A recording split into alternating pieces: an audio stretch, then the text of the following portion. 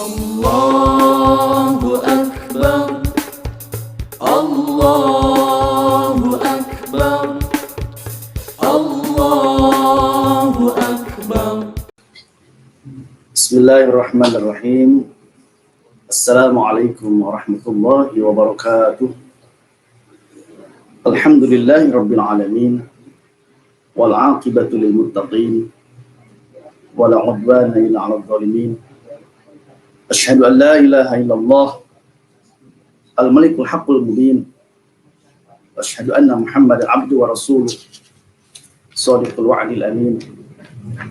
Allahumma salli wa sallim ala habibina al-karim Sayyidina wa maulana Muhammadin wa ala alihi wa ashabihi wa man ihtada bihudahu ila yaumiddin, amma ba'd.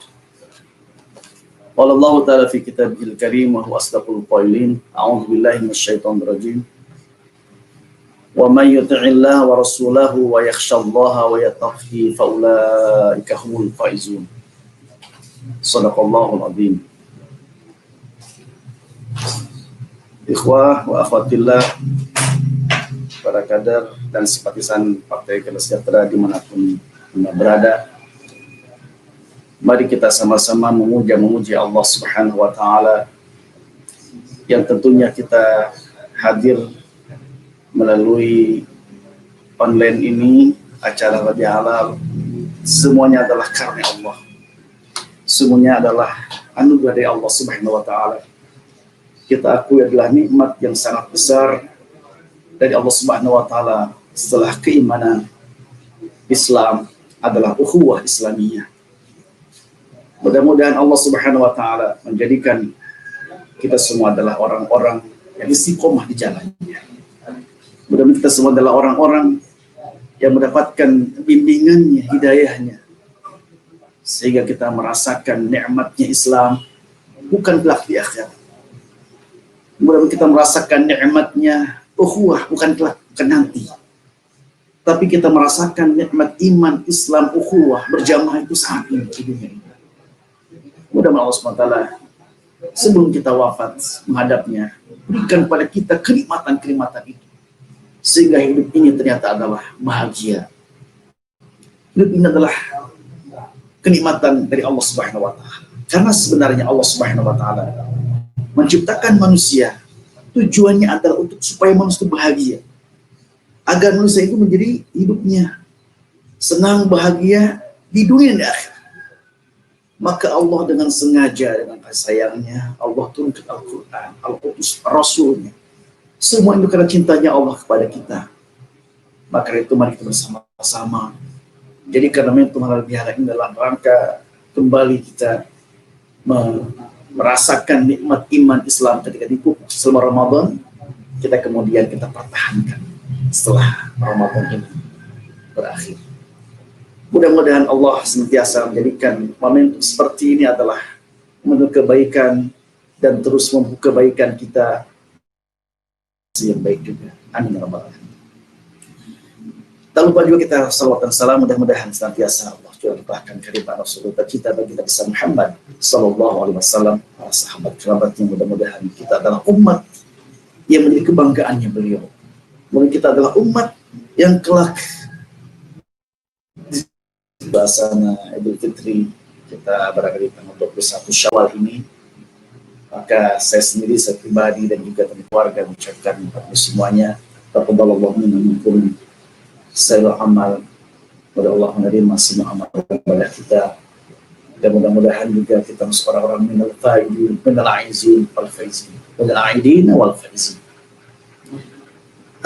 Mari kita sama-sama renungi kata-kata dan ucapan selamat ini.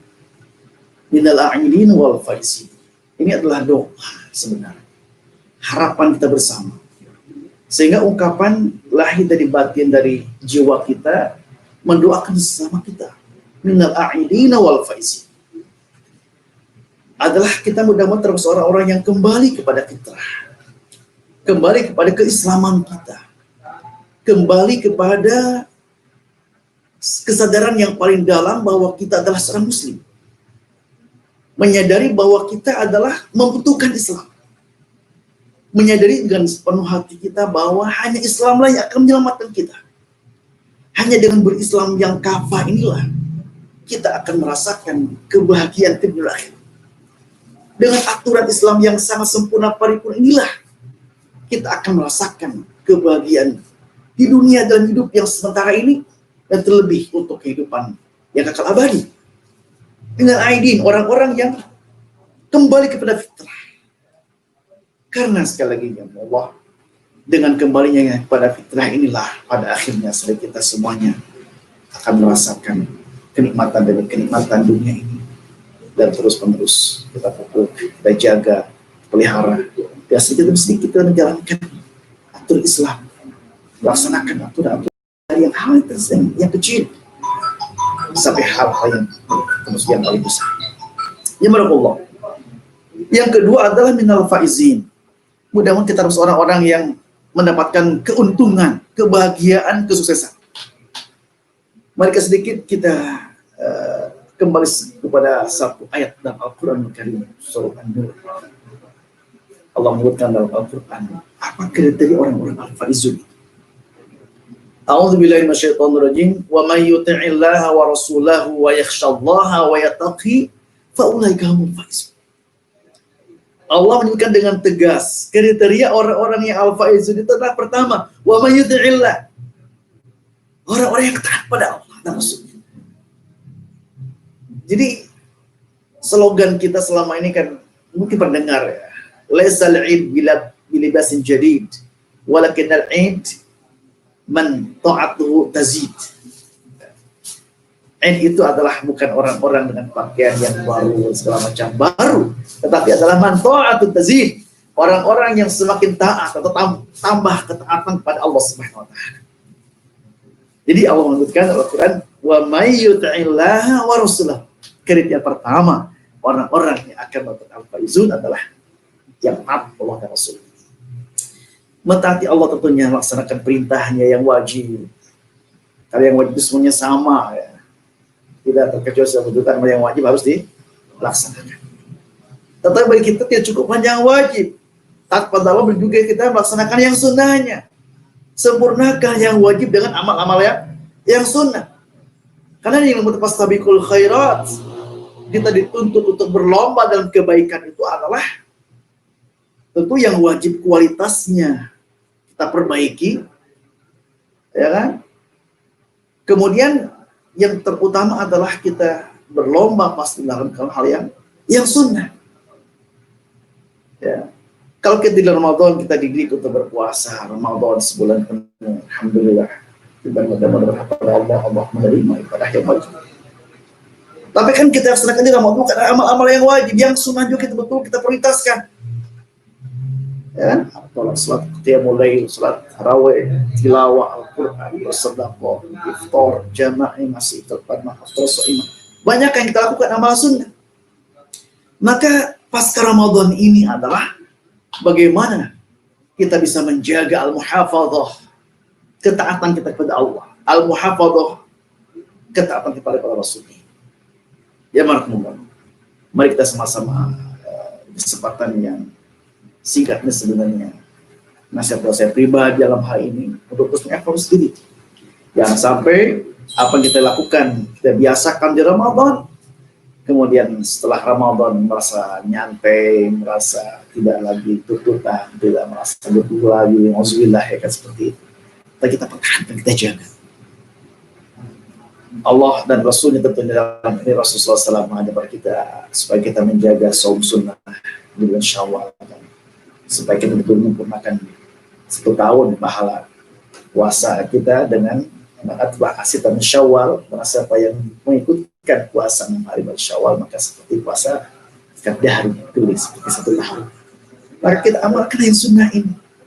Ada waktu bagi yang belum, saya mengajar, mari kita sama-sama sempurnakan 6 hari puasa Syawal. Tidak harus mungkin terus menerus ya, Senin Kamis, terus Selasa, yang pasti kita 6 hari prioritaskan bulan Syawal ini harus kita laksanakan ibadah puasa. Baca Al-Quran kalau mungkin ketika itu target Ramadan sudah khatam 2, 3, 4, 5, paling tidak kita pertahankan lagi, jangan sampai tilawah kita 1 hari 1 juz bisa kami minimal khatam 1 bulan, akan kita jaga Salat malam kita, tarawih kita jaga, maka kita jaga juga setelah Ramadan ini dengan salat tahajud kita. Minimal witir 3 rakaat sebelum subuh misalnya, itu kan sangat-sangat mudah. Sedekah, infak, tidak ada namanya pembatasan waktu.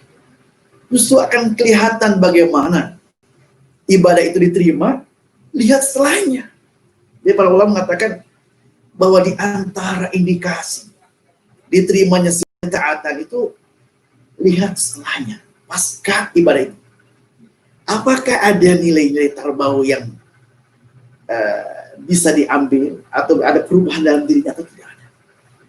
Semakin nilai perubahan itu semakin besar, maka menunjukkan bahwa amal itu diterima. Sehingga Ibnu Qayyim mengatakan bahwa di antara thamarat atau buah atau faidah dari Allah Subhanahu wa taala adalah at-ta'ah ba'da ta'ah jazaa'u ta'ah. Ketaatan yang dilaksanakan setelah ketaatan itu sebenarnya balasan langsung dari Allah di dunia ini. Artinya apa? Kalau kita misalkan setelah sholat kita baca doa dengan khusyuk, zikir dan doa pada Allah dengan khusyuk, berarti sebenarnya zikir dan doa itu adalah balasan yang langsung setelah kita sholat. Tentu tidak hanya itu, kita lihat setelah sholat itu, setelah berzikir, setelah berdoa pada Allah, dia keluar dari masjid, apa yang kita lakukan? Adakah perubahan-perubahan itu dalam diri kita? Menyapa orang, peduli pada sama kita, bergaul dengan saudara kita, bergaul yang terdekat dengan kita adalah ada orang tua, ada anak, ada istri, ada keluarga. Adakah nilai-nilai itu kita temukan kebaikan ketika bergaul bermalam mereka? Ketika ternyata kita rasakan ada perubahan setelah kita sholat, berarti indikasi sholat diterima Allah. Kenapa? At-ta'ah ba'da ta'ah jazaa'u at-ta'ah. Ketaatan yang kedua setelah ketaatan yang pertama itu sebenarnya balasan langsung dari Allah Subhanahu wa taala. Subhanallah. Maka kalau kita ingin lihat bagaimana kondisi puasa kita di Ramadan itu, apakah hal Allah menerima, apakah Allah menerima puasa kita? Lihat setelahnya. Inilah yang perlu kita evaluasi, kita koreksi, kita betul-betul di hati kita harus merespon dengan sangat kuat. Sebab Allah mengatakan dalam Al-Quran kan di ayat itu, wa may yuti'illaha wa rasulahu wa yakhshallaha. Ini kata yakhshallah kan dia pakai atap awaw ya. Setelah may yuti'illaha wa rasulahu wa yakhshallaha, diiringi dengan khasyah, diiringi dengan perasaan sangat khawatir, sangat takut. Takut apa? Kok orang taat takut kepada Allah? Bagaimana? Yang Allah tentunya takut di sini adalah takut yang pertama manakala ibadah kita tidak diterima Allah. Sebab tadi saya sampaikan bahwa indikasi amal-amal ketaatan yang Allah terima itu adalah yang ada perubahan dalam sikapnya, terutama perubahan dalam internal dirinya, dalam sikap mentalnya, dalam spiritualnya ada peningkatan yang sangat kuat, ya, yang drastis perubahan. Mohon maaf misalkan kalau kelihatannya kenapa gitu kan biasanya malas ibadah, malas bersih misalnya, kan menerapkan suasana seperti ini akan menerapkan seperti ini. Tiba-tiba setelah puasa itu ada keinginan rajin ke masjid, misalnya rajin belajar. Ya. Mungkin juga termasuk indikasi orang-orang yang berpendapat kok ada orang seperti itu. Mungkin kalau saat ibu-ibu mohon maaf itu kan yang tidak terbiasa pakai jilbab, ingin menutup auratnya dengan sempurna. Yang sudah sempurnakan lagi dengan bisa belajar, bertanya kepada orang-orang yang mengerti agama. Itu di antara yang paling mudah untuk mengukur apakah Ramadan kita itu diterima atau tidak. Nah, jangan orang lain, sekarang kita ke diri sendiri. Apakah kita ada perubahan dalam diri kita selama ini?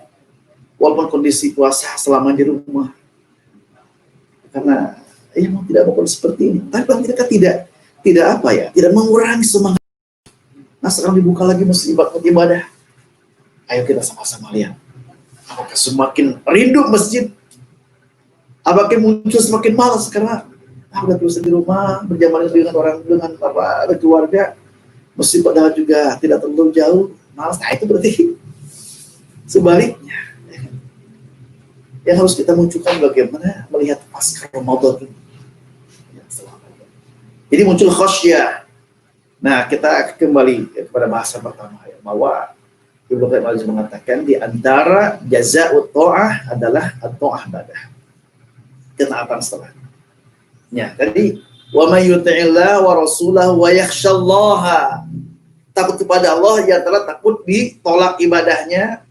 Yang kedua adalah manakala dalam dirinya muncul perasaan saya kesombongan. Saya orang yang paling baik ini. Ini juga perlu apa?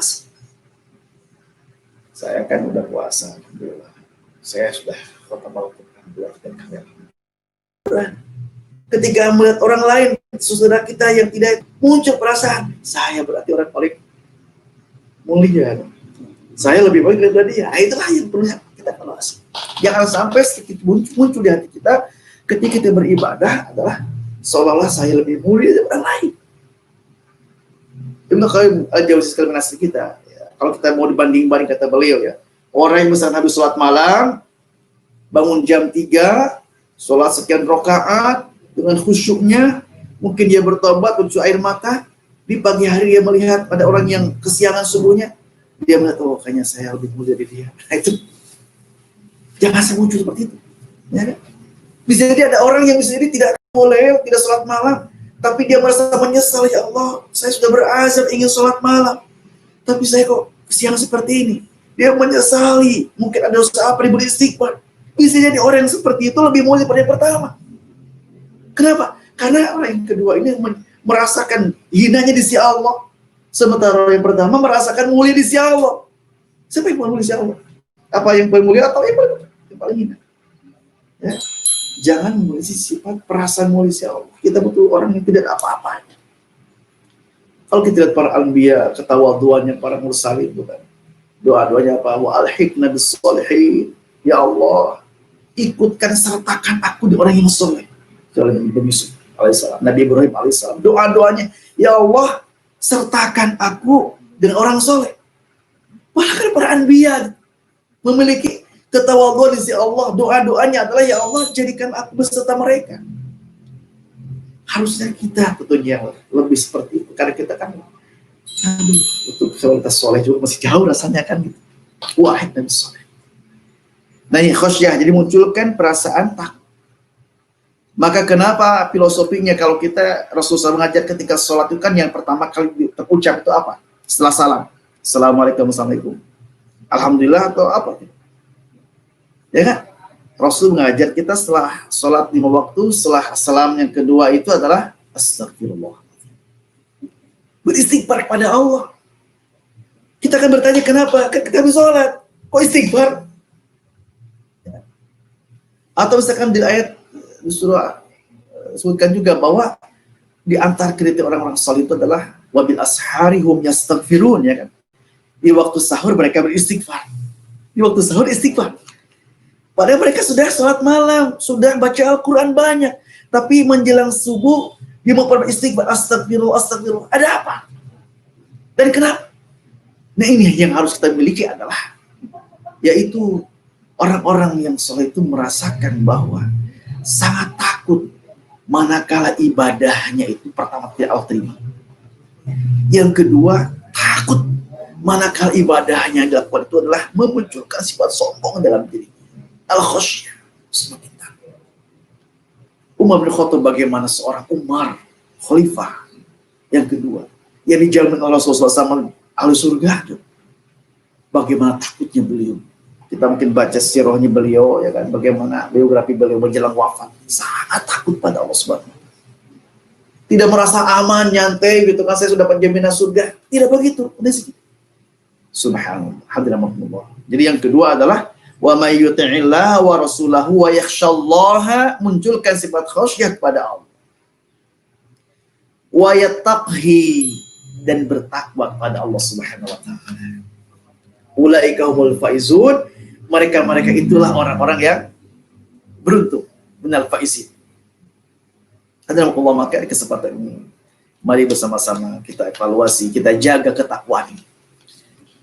Mana takwa yang paling sederhana kan, yang sering kita dengar imtithal awamirillah, ya kan, dan khatib setiap Jumat mengingatkan kita melaksanakan yang wajibnya, meninggalkan yang haramnya, mentaati perintah Allah dan larangannya. Itu kan takwa. Mungkin juga tingkatan lagi mana takwa, sebagaimana Imam Ali bin Abi Thalib yang mengatakan bahwa di antara mana takwa itu al-khawfu minal jalil, ya kan, khasyah, khauf dari Allah yang Maha Agung. Wal iman bi tanzil, beriman pada Al-Qur'anul Karim. Ya, beriman berarti kita dibuktikan dengan cara meyakini benarnya ini kalam Allah, dibuktikan bahwa kita membacanya dengan sungguh-sungguh, mempelajari isinya, mentadaburi makna yang kandungnya, menjadi Al-Quran sebagai imam kita, pimpin kita, Al-Quran sebagai undang-undang hidup kita. Itu berarti kan menunjukkan bahwa al-iman ditanzil, ya kan? Beriman kepada Al-Quran Al-Karim. Kemudian apa lagi? Ar-ridha bil qalil, menerima dari pemberian Allah Subhanahu wa taala walaupun menurut kita pandang kita sedikit. Berarti dia sudah apa namanya? Qanaah. Merasa ridha, menerima segala pada Allah Subhanahu wa taala. Kemudian wal isti'dad li yaumir rahim. Isti'dad itu mempersiapkan diri untuk hari akan kembali pada Allah Subhanahu wa taala. Perjalanan yang abadi, perjalanan yang sangat panjang di negeri akhirat. Isti'dad. Itu mana takwa? Kata beliau. Subhanallah. Hadiramakumullah. Karena waktu yang Allah berikan kepada kita kan sebenarnya ada 5 hari. Ya. Saya mungkin pernah menyampaikan, ya, kalau di khutbah itu sebenarnya ada 5 hari buat kita.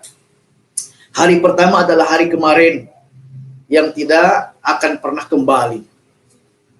Bersyukur antum semuanya kalau hari-hari kemarin adalah hari-hari yang terisi dengan sesuatu yang kebaikan yang banyak. Syukur pada Allah.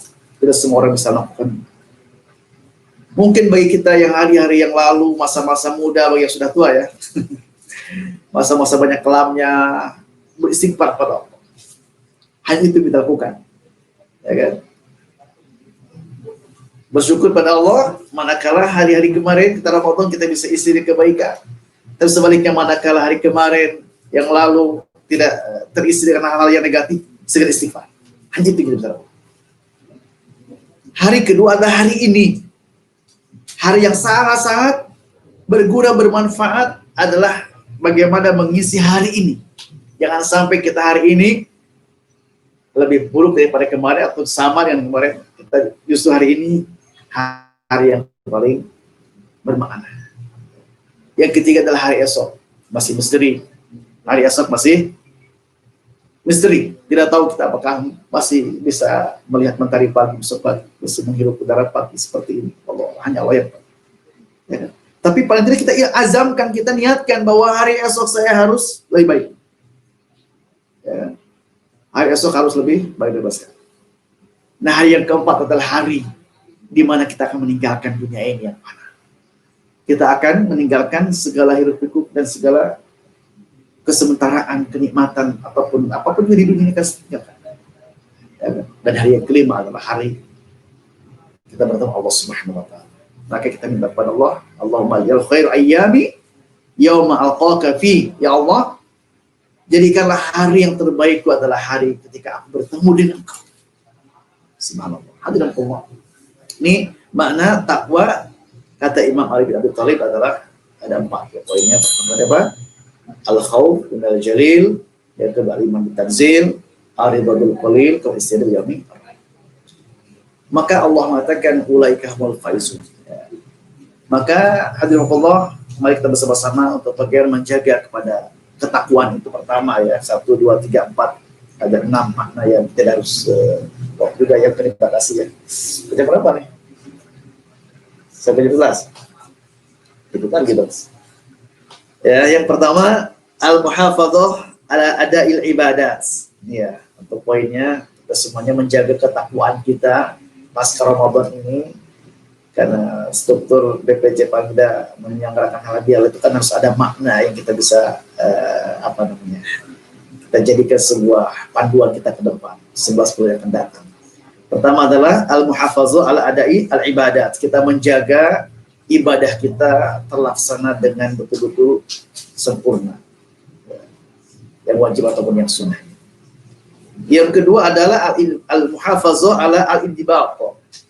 Al-muhafazah ala al-indibaq. Berarti menjaga kedisiplinan kita. Disiplin dalam segala hal.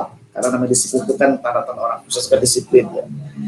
Kalau misalnya struktur DPC mau sukses ya disiplin strukturnya semuanya. Dan juga struktur pada outdoornya semuanya.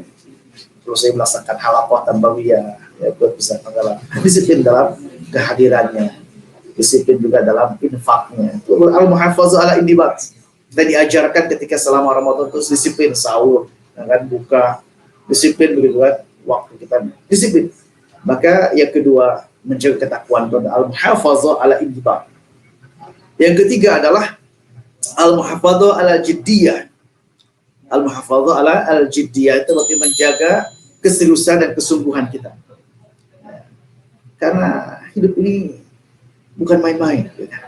Mungkin main-main itu bagi mereka-mereka yang dari awal jadikan dunia sebagai permainan, sebagai game. Main game itu kan melenakan. Sehingga Allah mengatakan kan inna hayatud dunya laghun wa lahwun. Banyak permainan-permainan, banyak intrik-intrik itu kan yang melenakan, yang melalaikan. Ada yang terbuai dengan waktu tiba-tiba saya usia udah 30 tahun, tiba-tiba sudah 30, udah 40, kali 50. Merasa ya kan itu banyak mainnya selama ini. Karena dunia itu udah melalaikan, banyak permainannya. Ya, namanya permainan kan saya pun juga coba kalau kasih game gitu kan, mau apa game online, offline, punya game itu saya pun juga sedang dan melalaikan. Waktu tiba-tiba sudah zuhur, udah asar, udah maghrib lagi, waktu tidak berasa. Nah bagi orang beriman, orang-orang yang mengharapkan ridho Allah dalam hal ini, orang-orang yang mengharapkan keselamatan, maka dia penuh dengan kesungguhan, keseriusan. Termasuk kita ingin sukses tentunya dalam hal ini, ya, karena kita sudah masuk ke ranah partai politik, maka harus menjadi pemenang di sini. Ya kan? Menjadi pemenang itu tidak tidak main-main, semuanya harus serius, sungguh-sungguh. Ya. Kalau sekarang misalkan kita belajar dari pandemi seperti ini kan juga subhanallah, sekolah di-off-kan, pakai online semuanya, masjid juga ditutup kemarin gitu, sampai tidak ada aktivitas di masjid, ya kan? Serius semuanya, untuk hal ini serius. Apalagi kalau kita ingin sukses di dunia dengan kita meraih kemenangan yang Allah berikan, yang Allah janjikan. Bagaimana akan kita dapatkan kalau tidak ada keseriusan, kesungguhan? Maka saya yakin semua antum yang ada di kepengurusan sampai ke DPR akran di semua para simpatis itu serius ke depan insyaallah. Itu al-muhafazah ala al-jiddiyah. Kemudian yang keempat adalah al-muhafazah ala tadhiyah, menjaga pengorbanan. Subhanallah, dan kita merasa bersyukur ya di PKS ini bagaimana terkumpul kemarin kan di DPP berapa 90 miliar ya, subhanallah, bisa membantu pemerintah dalam kewajiban, tapi kita ikut aktif memberikan pengorbanan dengan materi, berbagi yang tentu dengan materinya. Kabupaten Bogor berapa? 2,4 miliar ya, 2,4 miliar untuk pembangunan, dan Bupati sendiri mengatakan baru PKS yang bisa ya kan mewujudkan bagaimana kontribusi kepada masyarakat dan bentuk pemerintahan dalam bentuknya tadi memberikan sumbangan materi dan yang sudah terhitung seperti ini. Subhanallah. Tadhiyah kita jaga dan dia pelihara, karena buat kita adalah partai politik seperti ini bukan sementara saja, tapi bagaimana kita juga menjadi salah satu wasilah kita untuk memenangkan Islam sebenarnya, ya kan? Untuk bagaimana kita berpartai berpolitik ini adalah memberikan kepada masyarakat Islam itu utuh gitu. Islam itu rahmatul alamin gitu. Kewajiban kita semuanya. Ketika ada di ranah politik kita bagaimana memerankan ya kan partai politik yang Islami kan gitu. Kalau kita misalnya masuk ke ranah pendidikan, bagaimana juga sama pendidikan yang Islam di masyarakat, bagi istimewanya sosial, bagaimana kita bersosial di masyarakat yang Islam. Kita diharapkan bukan ansih kita ingin mendapatkan banyaknya kursi saja tanpa nilai-nilai yang kita miliki, bukan itu. Tapi yang nama kita begitu dalam segala hal. Ya. Dan tidak akan kemenangan tanpa ada tadhiyah, tanpa pengorbanan semua kita semua. Kemudian berikutnya al-muhafazah al-ikhlasin niyah, menjaga ketulusan niat kita. Kemudian juga al-muhafazah ala muraqabatillah, Ini penting juga kan. Kita bawa nuansa Ramadan, kita yang berpuasa di atas hikmah itu kan, dengan puasa itu merasakan Allah tuh mengawasi kita, mengintai kita, dekat dengan kita, ya kan? Kita bawa semua. Dan nilai takwa itu ada di antaranya mana al-muhafazu ala ikhlas niyyah, ikhlas pada Allah, niat kita pada hanya untuk Allah, karena Allah semata. Kemudian juga menjaga bahwa kita sebenarnya Allah sedang melihat kita, menilai kita, dan pasti akan memberikan kepada kita balasan terbaik sudah. Tapi Allah, sudah jam 11 rupanya, waktu begitu cepat ya berlalu. Mudah-mudahan sebenarnya masih ada lagi bahasanya, tidak cukup sekarang ya. Jadi kan ada al-faizun, ada kebalikan al-khasirun. Saya kan ingin membahas sebenarnya. Ada orang-orang yang menang, siapa orang-orang yang merugi. Nah, itu mungkin di kesempatan lainnya kita sampaikan pada waktu yang lain. Mudah-mudahan dia Allah bisa memahami yang disampaikan. Al-Quran, mari kita bersama-sama jadikan untuk Ramadan untuk menjaga kualitas akhlak. Ini yang bisa sampaikan. Mohon maaf kalau ada hal yang menyinggung perasaannya atau yang kurang berkenan. Walaupun wassalamualaikum warahmatullahi wabarakatuh.